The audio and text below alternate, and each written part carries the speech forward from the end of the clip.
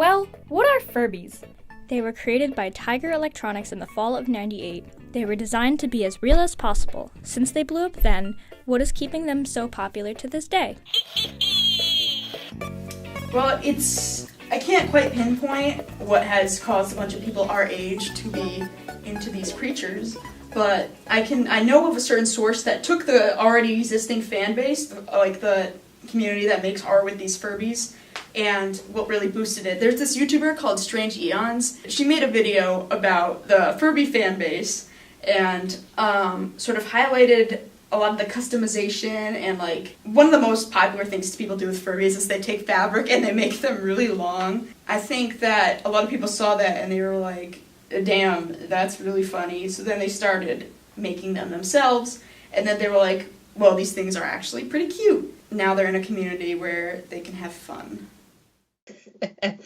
Like generally it's just nostalgia. Like nostalgia stuff is really big these days, especially 80s stuff, though Furbies are a 90s thing. I think especially like the older ones, they're just good and cute, and why not? I mean, I feel like I'm serious of like why specifically, except that people are more open to it and the internet and people are finding out about it more, and just the culture of people just doing whatever they want at this point and having weird interests, so more people feel like they are allowed to be into Furbies, I suppose. To go off why they have been revived, I wonder what makes a teen audience drawn to them. I think it's the fact that a lot of teens our age like weird stuff. It kind of has to do with meme culture, I guess, which is kind of a weird thing to say. They start out like thinking like, oh, I'm gonna get a Furby and I'm gonna make it long, it's gonna be so funny for my Instagram account. But then they like spend some time with it and they're like, bro, this is cute. Clearly, the people in this community have a passion for what they do. So with that, what good has come from the community? It gives people something to do, which is always good for people our age. When you look at something like this, you're like, for the first time, you're like, bro, why are people into this? Is this like a fetish? But in reality, there are a lot of people who like use these and like customize them. They just think that they're really cute, which I'm gonna be saying a lot because that is the core thing. People think that Furbies are cute. It gives them they have a lot of customization options.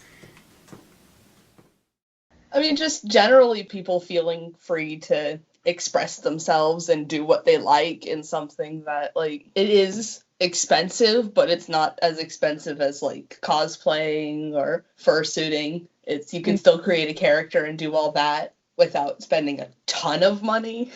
It's still a good amount of money, but it kind of, like, it feels more worth it. And also just the community's really nice. It's very supportive. Someone makes something that, you know, the sewing's a bit rough or the painting's a bit wobbly, and everyone's just so supportive. Like, oh, we love your new character. We love your new Furby.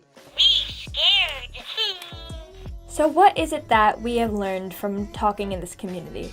And what is it that we can learn from the older models' resurgence? Well, I think it kind of has to do with the fact that they are the original ones, and a lot of people flock to original, you know, whatever product it is. Like, for example, if you're given a Coke bottle, you're going to find the oldest glass rendition a lot cooler than the newest one. And also, the older ones just kind of, like, look uniquely strange compared to the newer ones. Which, you know, for a design choice, might not be the best thing. But, like, there's something charming about how just, like, human the eyes are on these, and, you know, how they kind of sound, and